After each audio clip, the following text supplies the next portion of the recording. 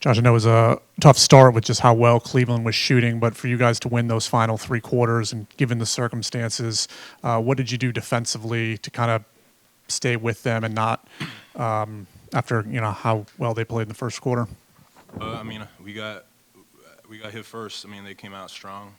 They were ready to go, ready to play. Evan was hitting his shots, so props to him. But I think for us, we were able to, like we've done. I feel like we've done it multiple times.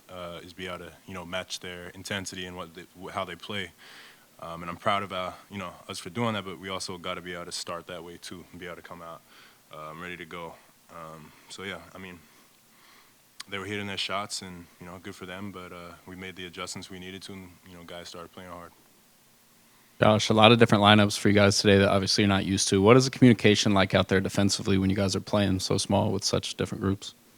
Yeah, it's a lot of communication. We kind of have to, like with how we're playing.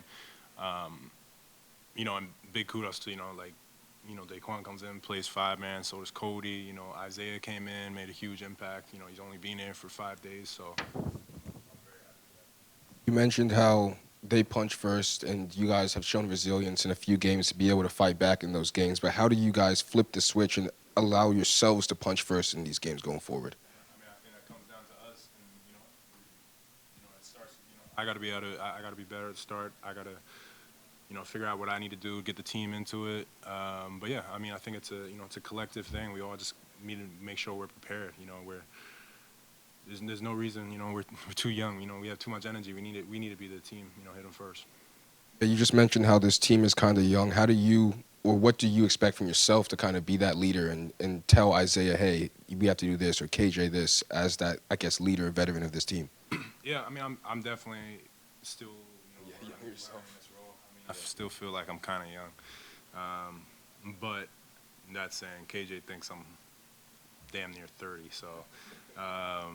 No, I mean, I think it's important, and it's also important just for me in general. I've always, I need to be louder on the court. I've been trying to, but, sometimes, when you get tired, your communication starts going down. So for me, I need to be accountable to myself and be able to hold myself to being louder and trying to be louder on defense and helping those guys out. But, One of the best defenders on this team, and when people are doing scouting reports, you're usually, the matchup for the opposing team's best player. Flipping it, Brandon Miller, with LaMelo Ball being out, seems like he's getting the defensive best player on the opposing team.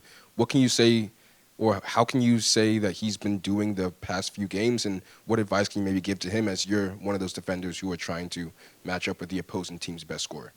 yeah, I mean, I can't give him no advice. I usually the teams, worse than me. So I have no advice for him on that. But I will say, it's a compliment, for him to be that young and be able to have the, the best player on the team against him. It's the best compliment in the world. I have to face guard people. I have to do that. It is what it is. But at the end of the day, we're face guarding you for a reason. It's a respect thing. So I think for B Mill to be able to experience that at a young age, it's only going to make him better. And I think he's dealt with it great. Stays confident. All his shots look good. And yeah, I mean, I think he's embracing, and I think this is great for him to learn.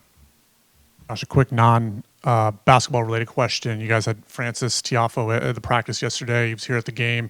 You guys went to as a group to watch the matches last night. Just what was that experience like, and kind of being around a guy, top 20 tennis player in the world?